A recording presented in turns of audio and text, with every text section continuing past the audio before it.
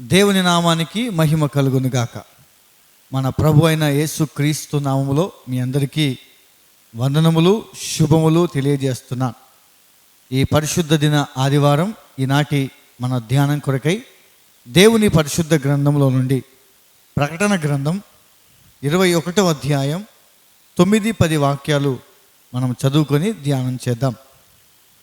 అంతటా ఆ కడపటి 7 తెగుళ్లతో నిండిన 7 పాత్రలను పట్టుకొని ఉన్న 7 దేవదూతలలో ఒకడు వచ్చి, ఇటు రమ్ము, పెండ్లి కుమార్తెను అనగా గొర్రెపిల్ల యొక్క భార్యను నీకు చూపెదనని నాతో చెప్పి, ఆత్మవశుడనయ్యున్న నన్ను ఎత్తైన గొప్ప పర్వతం మీదికి కొనిపోయి యెరూషలేము అను పరిశుద్ధ పట్టణము దేవుని మహిమ గలదై పరలోకమందున్న దేవుని యొద్ద నుండి దిగివచ్చుట నాకు చూపెను.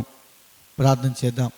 మహాగణుడా, పరిశుద్ధుడా, ప్రేమగల తండ్రి, మీ ఘనమైన నామానికి స్తుతులు స్తోత్రములు చెల్లిస్తున్నాం. అయ్యా, ఈ పరిశుద్ధ దిన ఆదివారం నీ సన్నిధానములో నీ వాక్యమును ధ్యానించుతుండగా మీరు మాతో మాట్లాడి మమ్మల్ని దర్శించండి. నీ ఉన్నతమైన ఉపదేశములో మమ్మల్ని కట్టండి. నీ రాకడ కొరకు మమ్మల్ని సిద్ధపరచండి. ఎన్నటెన్నటికి నేనే తగ్గాలి, మీరు హెచ్చింపబడాలి గనక మీకు మహిమ కలిగినట్లుగా కార్యములు చేయమని ఈ సమయాన్ని మీ చేతికి అప్పగిస్తూ మా రక్షకుడైన యేసుక్రీస్తు నామములో ప్రార్థించి పొంది ఉన్నాము పరమ తండ్రి. Amen, amen. దేవునికి మహిమ కలుగును గాక.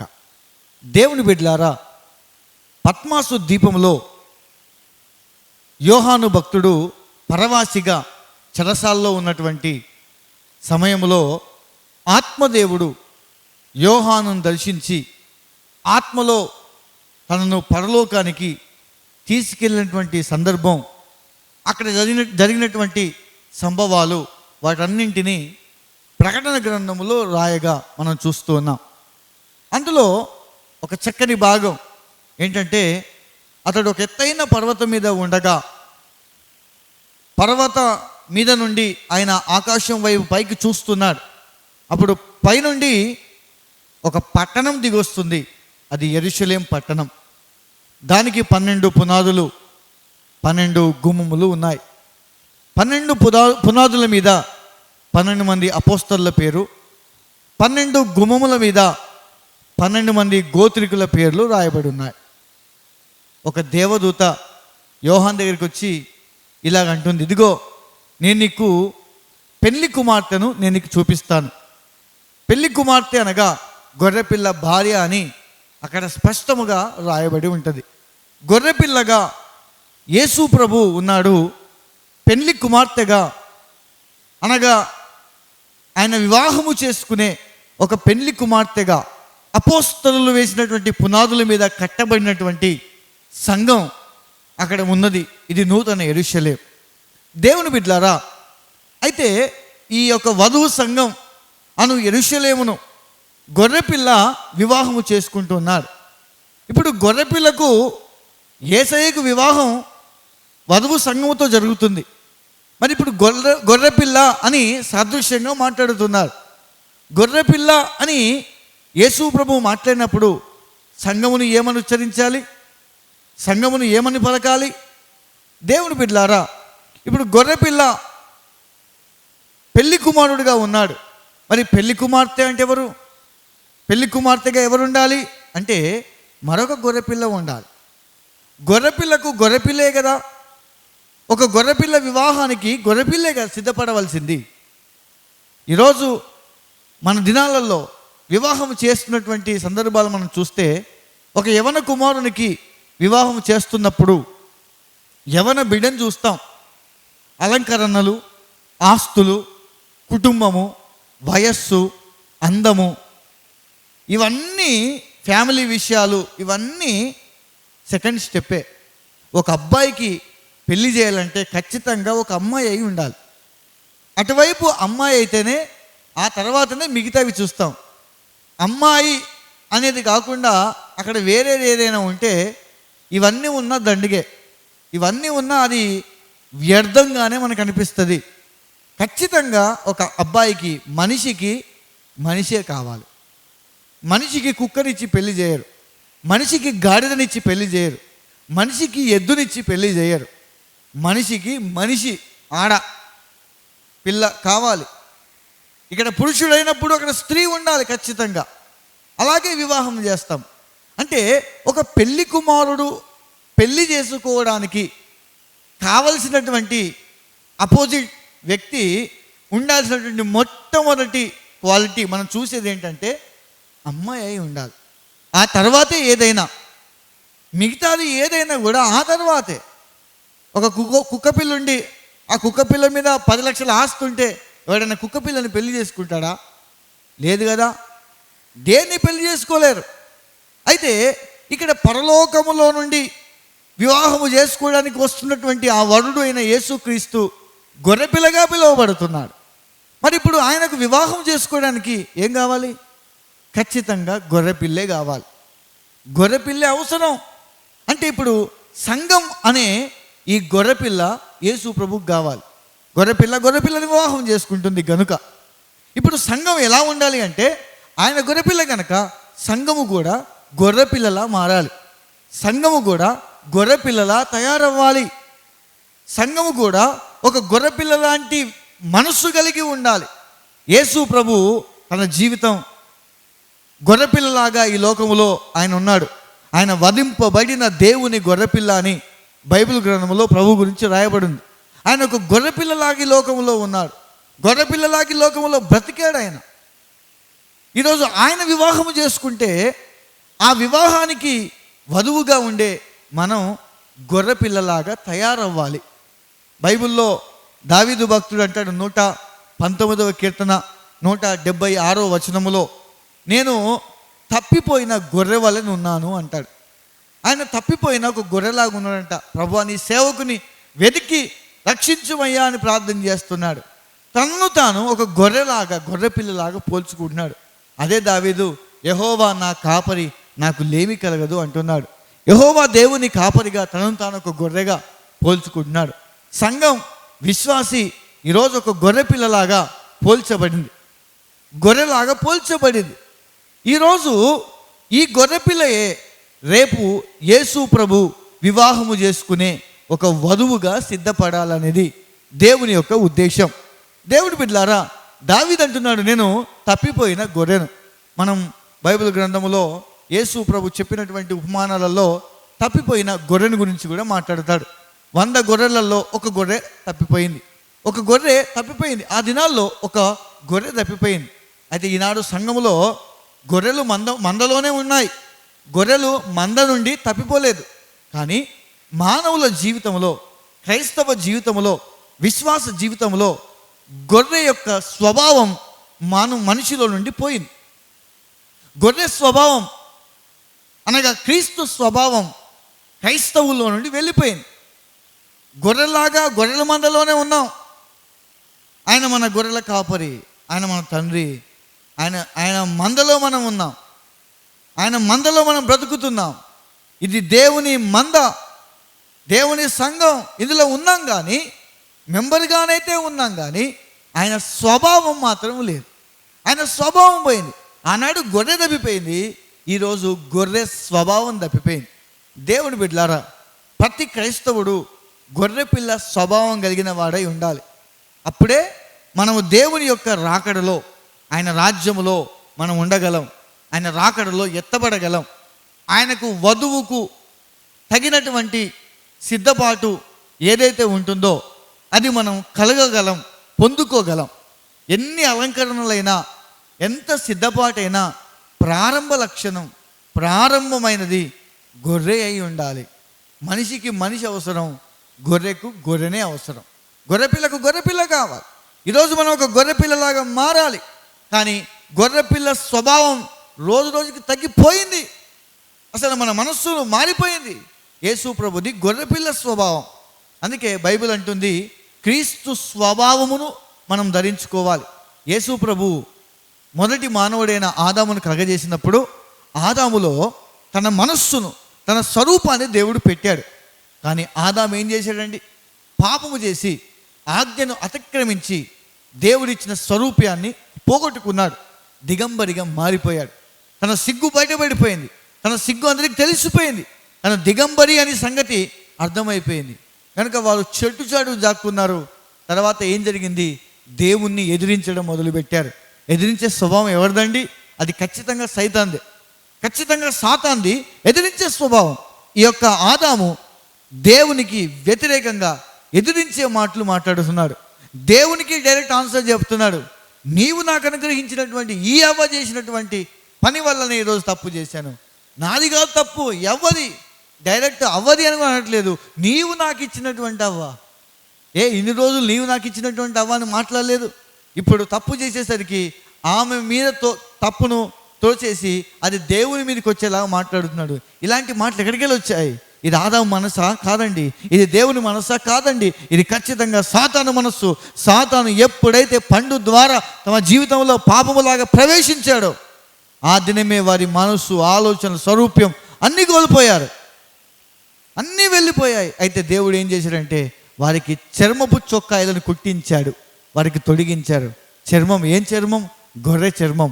వారు ఏదైతే కోల్పోయారో దానిని మరలా గొర్రె చర్మంలా ఇచ్చాడు. ఈరోజు ఆ వధింపబడిన ఆ గొర్రె మన ప్రభు అయిన యేసుక్రీస్తు. ఆ రోజు ఆదాముకు కోల్పోయిన అభిషేకములో, కోల్పోయిన కృపలో, కోల్పోయిన మహిమలో, కోల్పోయినటువంటి ఆ ఉన్నతమైన స్థితి నుండి వారు మరలా ఈ గొర్రె చర్మము ద్వారా ఏ విధంగా కప్పబడ్డారో, ఈ విధంగా మన జీవితంలో కోల్పోయిన ప్రతి స్థితి నుండి దేవుడు మనల్ని ఒక ఉన్నతమైన స్థితిలోకి, దేవుడు మనల్ని ఒక నూతనమైన అభిషేకములోకి ప్రభు మనల్ని నడిపిస్తున్నాడు. ప్రభు మనల్ని నిలబెడుతూ ఉన్నాడు. ప్రభు ఆయన స్వరూప్యాన్ని మన మీద కప్పుతూ ఉన్నాడు. ఆయన యొక్క మనస్సును మన మీద ఒక చర్మములాగా, ఒక కవచములాగా ఆయన కప్పుతూ ఉన్నాడు. దేవునికి మహిమ కలుగును గాక. పేతురు రాసిన మొదటి పత్రిక 4వ అధ్యాయం 1వ వాక్యం. క్రీస్తు శరీరమందు శ్రమపడెను గనుక మీరును అట్టి మనస్సును ఆయుధముగా ధరించుకొనుడి. క్రీస్తు శరీరమందు పడ్డాడు. అట్టి మనస్సును మనం ఏం చేయాలంటే ఆయుధముగా ధరించుకోవాలి. క్రీస్తు అంటే అట్టి మనస్సు అంటే క్రీస్తు మనస్సును మనం ఎలా ధరించుకోవాలని, ఒక ఆయుధములాగా మన జీవితంలో దానిని ధరించుకోవాలని వాక్యంలో ఉంది. క్రీస్తు మనస్సు మన మీద ధరించుకోవాలి, మన మీద వేసుకోవాలి, మన మీద కప్పుకోవాలి. లోపల మనం ఉన్నాం, కానీ క్రీస్తు మనస్సు మనలోకి రావాలి. క్రీస్తు మన కొరకే శ్రమపడ్డాడు, క్రీస్తు మన కొరకే బాధపడ్డాడు, క్రీస్తు మన కొరకే రక్తమును చిందించాడు. ఆయన రక్తం వృధా అవ్వలేదు. ఆయన రక్తము ద్వారా ఈరోజు మనకు పాప విమోచన, ఆయన శరీరము ద్వారా మనకు బలం. ప్రభు బల్లారాధనలో ఆయన శరీరమును భుజించి మనం పరలోక రాజ్యానికి వారసులుగా మారుతున్నాం. జీవాహారము నేనే అన్నాడు ఆయన. ఆయన వాక్యం అనే శరీరము ద్వారా మనం బ్రతుకుతున్నాం ఈరోజు. తర్వాత ఆయన చర్మం, ఆయన రూపం, ఆయన స్వరూపం, ఆయన మనస్సు మన మీద ఒక వస్త్రములాగా కప్పబడాలి, వస్త్రములాగా మన మీద ఉండాలి ఆయన మనస్సు. చూడండి, దేవుని గ్రంథములో గల్తీలకు రాసినటువంటి పత్రిక 4వ అధ్యాయం 19వ వాక్యం. నా పిల్లలారా, క్రీస్తు స్వరూపము మీ యందు ఏర్పడే వరకు మీ విషయమై మరలా నాకు ప్రసవ వేదన కలుగుచున్నది. క్రీస్తు స్వరూపం మీ యందు ఏర్పడాలి. ఆయన స్వరూపం మనలో ఏర్పడాలని దైవజనుడు ప్రసవ వేదన పడుతున్నాడంట. ఆయన ప్రార్థన, ఆయన వేదన, ఆయన కన్నీరు దేనికోసం? ఒక దైవజనుని ఏడుపు దేనికోసం? సంఘము క్రీస్తు స్వరూపములోకి రావాలని, సంఘము క్రీస్తు పోలికలోకి రావాలని, సంఘము క్రీస్తులాగా మారాలని. అంటే ఒక గొర్రెపిల్ల స్వభావం గొర్రెపిల్లలాగా మారిపోవాలి. ఆయన గొర్రెపిల్ల, మనం గొర్రెపిల్లలాగా మారాలి. క్రీస్తు ఆయన స్వరూపం మనకు రావాలి, ఆయన స్వభావం మనకు రావాలి. ఎందుకంటే ఆయన స్వరూపములోనే మనల్ని ఆయన తయారు చేశాడు. అది మనం పోగొట్టుకున్నాం, అది కోల్పోయాం. ఇప్పుడు మరి అదే మనలో ఏర్పడేంత వరకు, అది మనలో ఏర్పడు వరకు దైవజనుడు అంటున్నాడు, మీలో అది ఏర్పడు వరకు నేను ప్రసవ వేదన పడుతున్నాను, ప్రయాసపడుతున్నాను, నేను ప్రార్థన చేస్తున్నాను దానికోసం. క్రీస్తు స్వరూపము లేకపోతే, క్రీస్తు స్వరూపం కాకుండా అదే మన స్వరూపములో మనం ఉంటే, మన సొంత స్వరూపం మీద మనం ఆధారపడితే ఏం జరుగుతుంది? దేవుని గ్రంథములో రాయబడిన మాట చదువుదాం. కీర్తన పుస్తకం 49వ కీర్తన 14వ వాక్యం. వారు పాతాళములో మందగా కూర్చబడుదురు, మరణము వారికి కాపరి అయ్యుండును. ఉదయమున యథార్థవంతులు వారి నేలుదురు, వారి స్వరూపములు నివాసము లేనివై పాతాళములో క్షయమైపోవును. వారి స్వరూపములు ఏమవుతున్నాయంట? నివాసము లేనివై పాతాళములో క్షయమైపోతున్నాయి. అవి పాతాళంలో క్షయమైపోయేవి. అంటే మన స్వరూపములో మనం ఉన్నప్పుడు మన స్వరూపం ఎక్కడికి తీసుకెళ్తుందంటే పాతాళానికి తీసుకెళ్తుంది. కానీ క్రీస్తు స్వరూపం మనల్ని పరలోకానికి తీసుకెళ్తుంది. క్రీస్తు రూపము లేకుండా మనం పరలోకానికి వెళ్ళలేం. మన సొంత రూపం ఇది, మన సొంత రూపం అని కాదండి, మన స్వరూపం సాతాను ఆక్యుపై చేశాడు. ఇది సాతాను రూపం, ఇవి సాతాను ఆలోచనలు, ఇవి సాతాను తలంపులు, దుష్టుని తలంపులు మన మీద పనిచేస్తున్నాయి, దాడి చేస్తున్నాయి. క్రీస్తు స్వరూపము ఆ రోజు ఆదాము కాలము నుండి కోల్పోయాం. క్రీస్తు తన రక్తము ద్వారా, తన ఆత్మ ద్వారా, తన శరీరము ద్వారా, తన త్యాగము ద్వారా మరల మనకు అనుగ్రహించాడు. దాన్ని మనం సంపాదించుకోవాలి, దానిని మనం కలిగి ఉండాలి. ప్రియ దేవుని బిడ్డలారా, క్రీస్తులో ఆయన స్వరూపం సంపాదించుకోవాలి. మన స్వరూపం మనల్ని పాతాళమునకు నెట్టివేస్తుంది.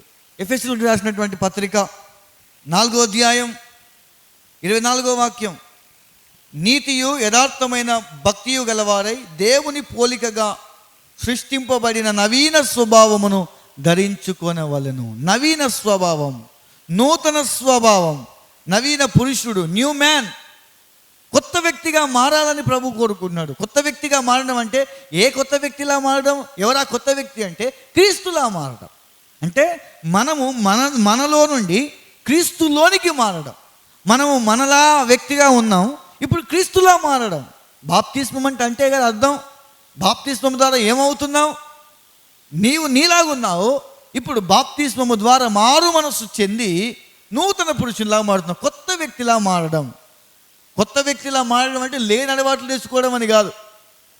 మునుపు లేని అలవాట్లు ఇప్పుడు తెచ్చుకొని మునుపున్న అలవాట్లు మానేయడం అని కాదు. అసలు నువ్వు మనిషిలాగా నీలాగా కాదు, క్రీస్తులాగా, సాక్షాత్తు క్రీస్తులాగా మారడం. నవీన పురుషుడు, కొత్త వ్యక్తి, క్రీస్తు స్వరూపములోకి మారడం. అందుకే బాప్తిసం ఇవ్వమని ప్రభు చెప్పేటప్పుడు ఏమని చెప్పాడు? తండ్రి యొక్కయు కుమారుని యొక్కయు పరిశుద్ధాత్మ యొక్కయు నామములోనికి బాప్తిసం ఇవ్వమన్నాడు. పరిశుద్ధాత్మ యొక్క నామం, క్రీస్తు నామం, తండ్రి నామం, కుమారుని నామం, పరిశుద్ధాత్మ నామములోకి. నామము అంటే ఏంటి? పేరా? అలా అంటే దేవునికి ఎన్ని పేర్లు ఉన్నాయి? ఆయన పేరంటే ఏంటంటే ఆయన లక్షణం, ఆయన గుణం, ఆయన స్వభావమే ఆయన పేరు.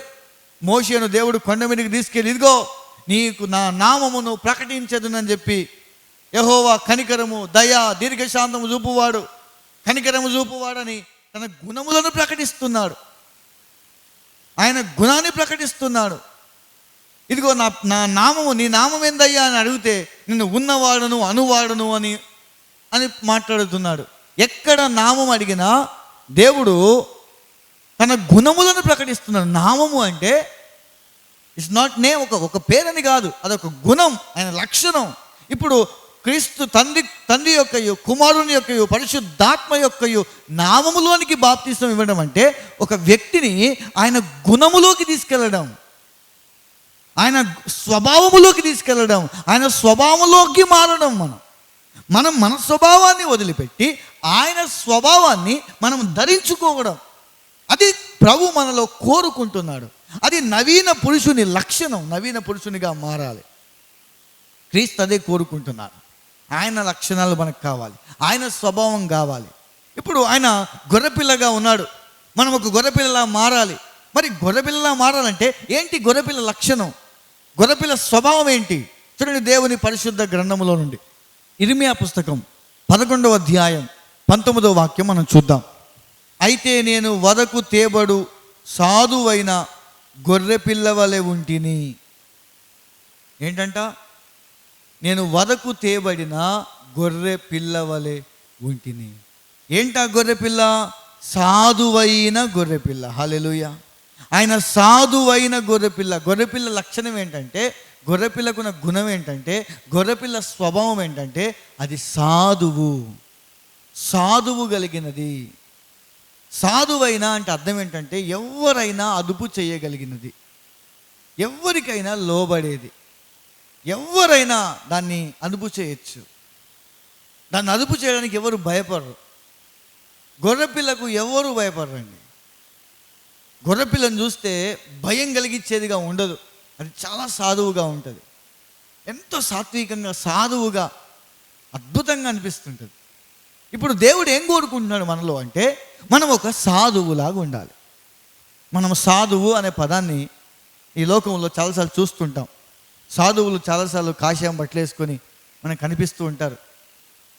లోకంలో సాధువులు అలా కనిపిస్తుంటారు. ఎందుకంటే సర్వసంగ పరిత్యాగకులు అనగా అన్నీ వదిలిపెట్టి, ఏం లేదు, కుటుంబం లేదు, అన్ని వైరాగ్యం, డబ్బు లేదు, పెడితే తింటారు, ఒకటే వస్త్రం, ఒకటే రంగు, రంగులు లేవు, దేని మీద వ్యామోహం లేదు, దేని మీద మనస్సు లేదు. గొర్రెపిల్ల గుణమేంటి అసలుకి? దేవుడు కోరుకున్న గుణం ఏంటి? సాధువు గుణం. సాధువుగా మనం మారాలి.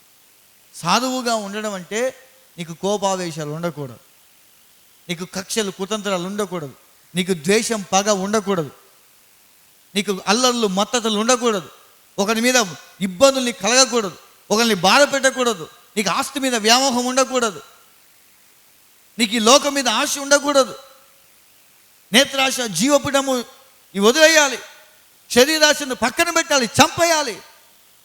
అలాంటి వాడే సాధువు అని దేవుని వాక్యంలో రాయబడింది. నువ్వు సాధువుగా ఉండాలి. ఎవరైనా నేను అదుపు చేయగలగాలి. కొంతమంది అంటారు, నాకు గనక తిక్కరేగిందంటే నేనేం చేస్తానో నాకే తెలియదు. ఎందుకంటే నేను ఎవ్వరు కంట్రోల్ చేయలేరు, నిన్ను నువ్వే కంట్రోల్ చేయలేవు. మనల్ని మనమే కంట్రోల్ చేయలేని స్థితిలో మనం ఉన్నప్పుడు మనం గొర్రె పిల్లలం ఎలా అవుతాం? వధువు సంఘముగా ఎలా మారుతాం? రాకడలో ఎలా ఎత్తబడతాం? నీ పునాదులు, నీ నిర్మాణం, అపోస్తుల బోధ, ఉపదేశం, ఇవన్నీ సెకండ్ స్టెప్. అలంకరణ, ఆత్మీయ అలంకరణ, ఆత్మవరాల చేత అలంకరణ, ఇవన్నీ నీకు వస్తాయి ఎప్పుడు? నువ్వు ఒక గొర్రెపిల్లవైనప్పుడు. ఆయన గొర్రెపిల్లగా ఉన్నాడుగా, నువ్వు గొర్రెపిల్లవైతే నీకు అలంకరణ అన్నీ వస్తాయి, అన్ని నీ మీద, అన్ని నీకు సెట్ చేయొచ్చు. అసలు నువ్వు గొర్రెపిల్లవే కావు, గాడిద పిల్లవయ్యావు, కుక్క పిల్లవయ్యావు. అసలు గొర్రెపిల్లకు నువ్వు ఎలా మ్యాచ్ అవుతావు? మెయిన్ చూసేది ఏదైతే చూస్తారో అందులోనే ఫెయిల్ అయిపోతే మనం ఎలా దేవునికి ఎత్తబడే సంఘములో ఉండగలం, ఆయన రాజ్యములో ఉండగలం? గొర్రెపిల్ల స్వభావం అది సాధువైన స్వభావం. ఈ ప్రపంచంలో దేన్నైనా సాధువు చేయొచ్చు, కానీ ఒక్కదాన్ని సాధువు చేయలేం అని దేవుని వాక్యంలో రాయబడి ఉంది. దేనైనా సాధువు చేయొచ్చు, కానీ ఒక్కదాన్ని చేయలేం. ఏంటది? చూడండి, దేవుని గ్రంథములో యాకోబు పత్రిక 3వ అధ్యాయం 7వ వచనం. మృగ, పక్షి, సర్ప, జలచరములలో ప్రతి జాతియు నరజాతి చేత సాధు కాజాలును, సాధు ఆయను గాని ఏ నరుడును నాలుకను సాధు చేయనేరడు, అది మరణకరమైన విషముతో నిండినది. మృగ, పక్షి, సర్ప, జలచరములు. మృగములు, ఆకాశములు ఎగిరే పక్షులు, పాకే పాములు, సర్పములు, తర్వాత నీళ్ళల్లో ఉండే ప్రతి జంతువు, దేన్నైనా మనిషి సాధువు చేయొచ్చు. సాధువు అయ్యాయి, కానీ సాధయ్యాయి, కంట్రోల్ అయ్యాయి. సాధువు అనే మాట ఇక్కడ అర్థం ఏం చెప్తుందంటే, వాటిని కంట్రోల్ చేయొచ్చు, సాధు చేయొచ్చు, కంట్రోల్ చేయొచ్చు వాటిని. అవి లోబడతాయి. ఎంత పెద్ద ఏనుగులైనా లోబడచ్చు. సింహాలు కూడా లోబడుతున్నాయి. సర్కస్లో పులులు ఎటు చెప్తే తిరుగుతూ ఉంటాయి కదా. పెద్ద పెద్ద ఎక్వేరియంలో పెద్ద పెద్ద తిమింగలాలు పిలిస్తే వస్తాయి, ఫోటోలు దిగుతున్నాయి చాలా చోట్ల. వాటితో మనుషులు ఫోటో దిగుతున్నాయి, ఫోటో స్టిల్స్ ఇస్తున్నాయి. ఏ జంతువు, ఏ పక్షి అనేం లేదండి. పాములు చెప్పినట్టు వింటున్నాయి, పెద్ద పెద్ద కోపురాలు చెప్పినట్టు వింటున్నాయి, పెద్ద పెద్ద ఆనకొండ స్నేక్స్ వీళ్ళ కంట్రోల్లో ఉంటాయి, మనుషుల కంట్రోల్లో. వాటిని సాల్వ్ చేస్తున్నారు, వాటికి ట్రైనింగ్ ఇస్తున్నారు, ట్రైనర్స్ ఉన్నారు. కానీ ప్రపంచంలో ట్రైనింగ్ లేని ఏకైక ఆయుధం ఏదైనా ఉందంటే, ట్రైనింగ్ చెయ్యలేదంటే నాలుక అంటుంది బైబిల్. ఇది మరణకరమైన విషయం. నాలుకను ఎవడు కంట్రోల్ చేయలేడు, నాలుకను సాధు చేయలేడు. సాధు చేయలేనిది నాలుక. 6వ వచనంలో, నాలుక అగ్నియే, నాలుక మన అవయవములలో ఉంచబడిన పాప ప్రపంచమై సర్వ శరీరమునకు మాలిన్యము కలగజేయచ్చు, ప్రకృతి చక్రమునకు చిచ్చు పెట్టును, అది నరకము చేత చిచ్చు పెట్టబడును. అది ప్రకృతి చక్రానికి చిచ్చు పెడుతుంది. అది అగ్ని, అది పాప ప్రపంచమై సర్వ శరీరానికి మాలిన్యం కలగజేసి నీ శరీరం అంతటిని పాడవడానికి కారణం నీ నాలుక. నీ నాలుకే కారణం నీ శరీరం పాడవడానికి. మనిషికి చిచ్చు పెట్టడానికి కారణం నీ నాలుక. పంచాయతీల గొడవల కారణం నీ నాలుక. నోరుకు ప్లాస్టర్ వేసుకుంటే ఏ గొడవలు లేవు భూమి మీద. నోటికి ప్లాస్టర్ లేక అన్ని గొడవలే ప్రపంచంలో. నీ నాలుక కంట్రోల్ లేక గొడవలు, పంచాయతీలు, ఎన్నో సమస్యలు జరుగుతూ ఉన్నాయి. ప్రకృతి చక్రమునకే చిచ్చువేడు. ప్రకృతి సైకిల్, లైఫ్ సైకిలే రివర్స్ అయిపోతుందంటే నాలుకను బట్టి. చూడండి ఇక నాలుక ఎంత పవర్ఫుల్లో. అంతేకాదు, ఈ నాలుకకు పవర్ ఎక్కడి నుంచి వస్తుంది, ఫైర్ ఎక్కడి నుంచి వస్తుందంటే నరకం నుంచి వస్తుంది. నాలుకకు డైరెక్ట్ కనెక్షన్ నరకానికి లింక్ అప్ అయింది. ఈ నాలుకకు నరకానికి లింక్ ఉంది, కనెక్షన్. ఒక వైఫై లాగా కనెక్షన్ ఉంది. సిగ్నల్స్ అన్నీ అక్కడి నుంచి అందుతూ ఉన్నాయి. ఈ నాలుక ఫైర్, ఈ నోట్లోంచి ఫైర్ వెళ్తుంది. ఎవడైనా నాలుకతో మొత్తం చిచ్చులు పెడుతూ, పంచాయతీ పెడుతూ, గొడవలు పెడుతూ, ఈ నాలుకతో మొత్తం గలిబిలి చేస్తుందంటే వాడికి ఆ ఫైర్ ఎక్కడి నుంచి వస్తుందంటే ఆ ఫైర్ నరకం నుంచి వస్తుంది. అక్కడ నరకానికి సంబంధించిన వ్యక్తి అని అర్థం. ఈరోజు దేవుని బిడ్డ, నీవు నీ జీవితంలో నీ నాలుకను కంట్రోల్ చేసుకుంటున్నావా? అది నీ వల్లనే అవుతుంది. నాలుక కంట్రోల్ చేసుకునే కృప దేవుడు నీకు ఇస్తాడు. దాన్ని నోట్లో పెట్టేసి మూసేయాలంతే. దేవుడు దానికి మంచి లాక్ సిస్టమ్ పెట్టాడు. ప్రపంచంలో దేనికి లేని లాక్ నాలుకకి దేవుడు ఇచ్చాడు. మన పండ్లు, నీ పండ్లు దాటి అసలు బయటికి రాదు. అది అద్భుతమైన లాక్. దాని ముందు మళ్ళీ కవరు లిప్స్. నీ పెదాలు, దాని వెనకాల ఒక గట్టి లాకరు పండ్లు, దాని వెనకాల నాలుక. ఇది అగ్ని గనక ఇన్ని సెక్యూరిటీ సిస్టమ్. మళ్ళీ అందులో అగ్ని గనక ఎప్పుడు సలైవా, నీళ్లు ఎప్పుడు తయారవుతూ ఉంటాయి అగ్ని చల్లార్చడానికి. ఇంత పెద్ద సిస్టమ్ దేవుడు పెట్టినా కూడా డైరెక్ట్గా వచ్చేస్తుంటుంది బయటికి మాటలు. అందుకే ఎవడైనాను భక్తి చెయ్యకూడని ఎడల, భక్తి చేసేవాడు మొదటిగా తన నోటికి కళ్ళెం పెట్టుకోమని దేవుడు చెప్పాడు. యాకోబు పత్రిక 2వ అధ్యాయం 1వ అధ్యాయం, యాకోబు పత్రిక 1వ అధ్యాయం 26వ వాక్యం. ఎవడైనాను నోటికి కళ్ళెం పెట్టుకొనక తన హృదయమును మోసపరుచుకొనుచు భక్తి గలవాడని అనుకొనిన ఎడల వాని భక్తి వ్యర్థమే. నోటికి ఏం పెట్టుకోవాలి? కళ్ళెం పెట్టుకోవాలి. నోటికి ఏం పెట్టాలి? కళ్ళెం. చిక్కము కాదు. చిక్కం అంటే మాస్క్ అంటే చిక్కం. మాస్క్ పెట్టినా నువ్వు పంచాయతీలు పెడతావు, గొడవలు పెడతావు. ఇప్పుడున్న కాలంలో మాస్కులు పెట్టుకో, ఎన్ని గొడవలు చేస్తలేరు. మాస్కులు ఉన్నా గొడవలు అవుతాయి. కానీ చిక్కం అంటే కంట్రోలింగ్. నోటికి కళ్ళెం పెట్టాలంట. కళ్ళెం నోటికి కళ్ళెం పెట్టాలి. ఈ కళ్ళెం పెడితే రైట్ అంటే రైట్కి తిరుగుతుంది, లెఫ్ట్ అంటే లెఫ్ట్ తిరుగుతుంది, ఆగు అంటే ఆగుద్ది. ఎడ్ల బండికి, గుర్ర బండికి కళ్ళాలు ఉంటాయి. అది పట్టుకున్నప్పుడు కంట్రోలింగ్, అది చేతిలో ఉంటాయి. కంట్రోలింగ్. మన నోటికి కావాల్సింది మాస్క్ కాదు, కంట్రోలింగ్. రోగాలు రావద్దంటే మాస్క్ కట్టుకోవాలి. జీవితాలు బాగుపడాలంటే కళ్ళెం పెట్టుకోవాలి. నీ నోటికి కళ్ళెం ఉంటే, నువ్వు సైలెంట్గా ఉంటే ప్రపంచం అంతా బాగుపడుతుంది. నీ కుటుంబం, ముందుగా నీ కుటుంబం బాగుపడుతుంది. ప్రతి కుటుంబంలో ఎందుకు గొడవలు అవుతున్నాయి? కారణం నోరు సైలెంట్గా ఉంటే అన్ని సైలెంట్ అయిపోతాయండి. కనుక మన నోటిని కాపాడుకోవాలి. ఇది ఆ నోటిని సాధు చేసుకోవాలి. గొర్రె పిల్లకు ఉండవలసినటువంటి ఒక అద్భుతమైన లక్షణం ఏంటంటే సాధువుగా ఉండడం. హల్లెలూయా. మనం సాధువుగా ఉండాలి. సాధువుగా ఉండుట ద్వారా మనం ఏదైనా సాధించగలం. అందుకే యేసు ప్రభువు అన్నాడు, నేను సాత్వికుడను, దీన మనసు గలవాడును గనక నా యొద్దకు రండి. నా యొద్దకు వచ్చి మీ కాడి నాకు ఇవ్వండి, నా కాడిని మీరు ఎత్తుకోండి, నా యొద్ద నేర్చుకోండి. ప్రయాసపడి భారం మోయించిన సమస్త జనులారా నా యొద్దకు రండి, నేను మీకు విశ్రాంతిని కలగజేస్తాను అని ఈ మాట అంటున్నాడు. ఆయన మనకు విశ్రాంతిని ఇస్తా అన్నాడు. భారం మోసుకునే ప్రతి వారు ప్రభు దగ్గరికి వస్తే విశ్రాంతిని ఇస్తాడంట. ఇచ్చి ఏం చేస్తున్నాడు? నేను మీకు నేర్పిస్తా అంటున్నాడు. ఏం నేర్పిస్తావయ్యా అంటే, నేను సాత్వికుడను, దీన మనస్సు గలవాడను. నువ్వు సాత్వికంగా ఈ లోకంలో ఎలా బతకాలి, దీన మనస్సు కలిగి లోకంలో ఎలా బతకాలి, సాధువుగా ఈ లోకంలో ఎలా బతకాలో ప్రభువునికి నేర్పిస్తా అంటున్నాడు. ఒక మ్యాథమెటిషియన్ దగ్గరికి వెళ్తే నీకు మ్యాథ్స్ నేర్పిస్తాడు. సైన్స్ టీచర్ దగ్గరికి వెళ్తే సైన్స్ నేర్పిస్తాడు. తెలుగు మాస్టర్ దగ్గరికి వెళ్తే హిందీ పద్యాలు నేర్పించాడు కదా. అతడు దేనికోసమైతే నువ్వు పెట్టుకున్నావు ట్యూషన్కి అదే నేర్పిస్తాడు. కంప్యూటర్ క్లాస్కి వెళ్తే కంప్యూటర్ నేర్చుకుంటావు. అలాగే నేను సాత్వికుడను, దీన మనసు కలవాడు, నా దగ్గరికి రా, నేను నీకు నేర్పిస్తాను. ఏం నేర్పిస్తావు ప్రభా? ఇంకేం నేర్పిస్తాడు? ఆయన ముందే చెప్పాడు సబ్జెక్టు.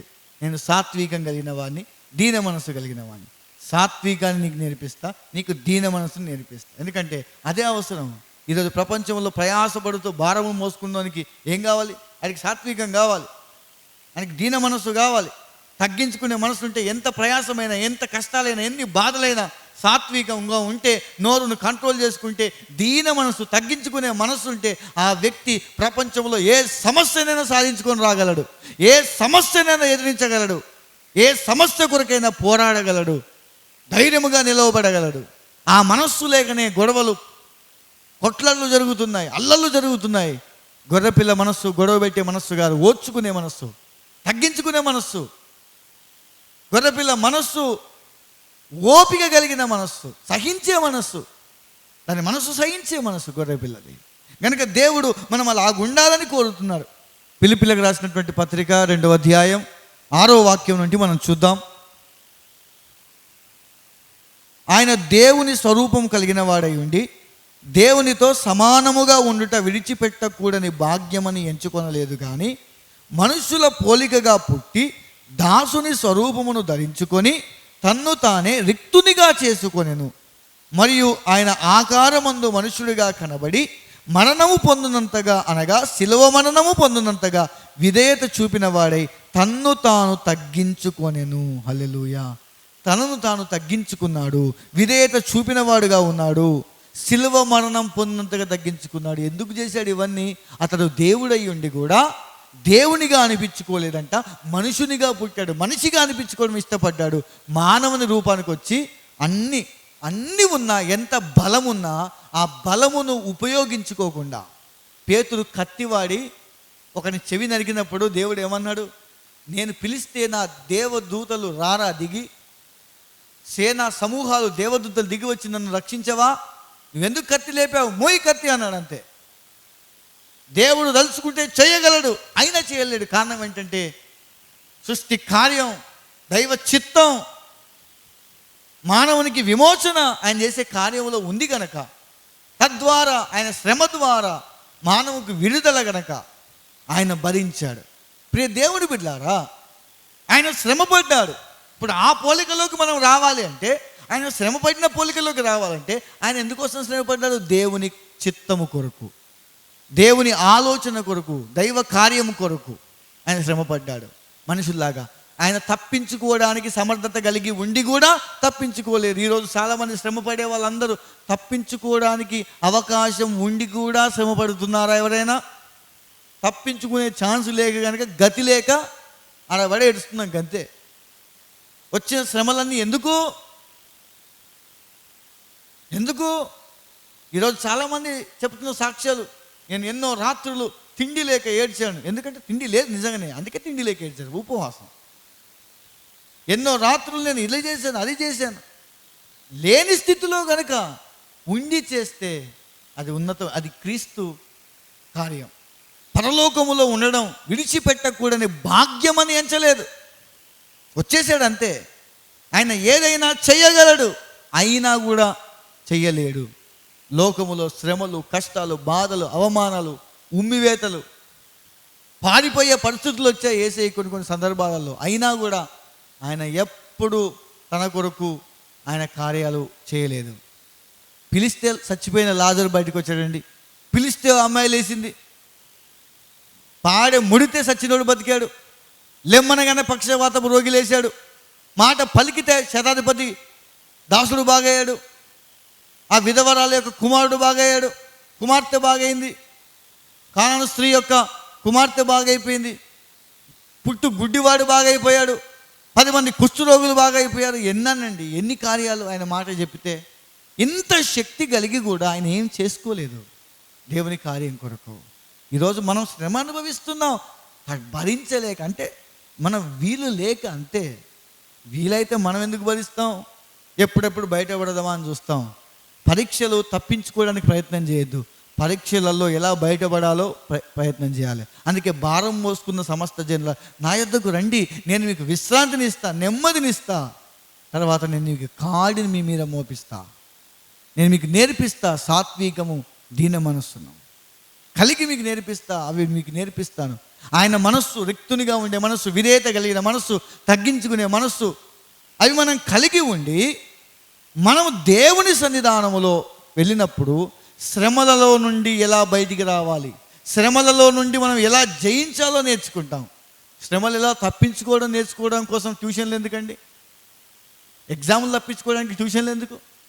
ట్యూషన్కి వెళ్ళేది ఎందుకంటే, స్కూల్కి వెళ్ళేది ఎందుకంటే ఎగ్జామ్ ఎలా రాయాలో నేర్చుకోవడానికి, కానీ ఎగ్జామ్లు ఎలా డుమ్మా కొట్టాలో నేర్చుకోవడానికి కాదు. అలాగే మనం శ్రమలు ఎలా జయించాలో నేర్చుకోవాలి ప్రభు దగ్గర, కానీ శ్రమలు ఎలా తప్పించుకోవాలో నేర్చుకోవడం కాదు. శ్రమలు తప్పించమని ప్రార్థన చేయడం అని కాదు. వచ్చే ప్రతి శ్రమలో అవి నీకు తప్పించుకునే అవకాశాలు ఉన్నా పరిశ్రేష్టమైన పునరుద్ధానం కావాలంటే అందులో నుండి మనం సాగాలి. ఒక ఉన్నతమైన కృపను మనం పొందుతాం. యేసు ప్రభు అది చేశాడు. దానివల్ల ఏం జరిగిందో తెలుసా? ఆయన నామానికి ఏమొచ్చిందో తెలుసా? అందుచేత పరలోకమందు ఉన్నవాడిలో కానీ, భూమి మీద ఉన్నవాడిలో కానీ, భూమి కింద ఉన్నవాడిలో కానీ ప్రతి మోకాలు యేసు నామములో వంగునట్లు. భూమి మీద, ఆకాశములో, భూమి మీద, భూమి కింద అంటే పాతాళములో, ఎక్కడైనా సరే యేసు నామములో ప్రతి మోకాలు వంగాలని రూల్ పాస్ అయిపోయింది అంతే. అప్పటిదాకా యెహోవా నామములో అందరూ ప్రార్థించారు, యెహోవా దేవుని స్తుతించారు. ఇక నుండి యేసు నామములో ఏం చేసినా యెహోవాకి వెళ్ళిపోద్ది అంతే. అందుకే ప్రార్థన చేసేవాడు యేసు నామములు అడుగుచున్నాము తండ్రి అనకపోతే, యేసు నామం ఉచ్చరించకపోతే, యేసు నామం చివరిలో వాడకపోతే నీ ప్రార్థన గల్ల కలిసిపోయినట్టే. అది పరలోకానికి వెళ్ళదు, ఎక్కడికి వెళ్ళిపోద్ది. యేసు నామము కంపల్సరీ. చూడండి ప్రభు ఇంకేమంటున్నాడు? ప్రతి వాని నాలుక తండ్రి అయిన దేవుని మహిమార్థమై, ప్రతి వాని నాలుక దేవుని మహిమార్థమై అట, తండ్రి మహిమార్థమై యేసుక్రీస్తు ప్రభువు అని ఒప్పుకున్నట్లును దేవుడు ఆయనను అధికముగా హెచ్చించి ప్రతి నామమునకు పైనామమును ఆయనకు అనుగ్రహించెను.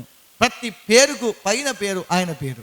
అన్ని నామముల కంటే ఉన్నతమైన నామం ఆయన నామం.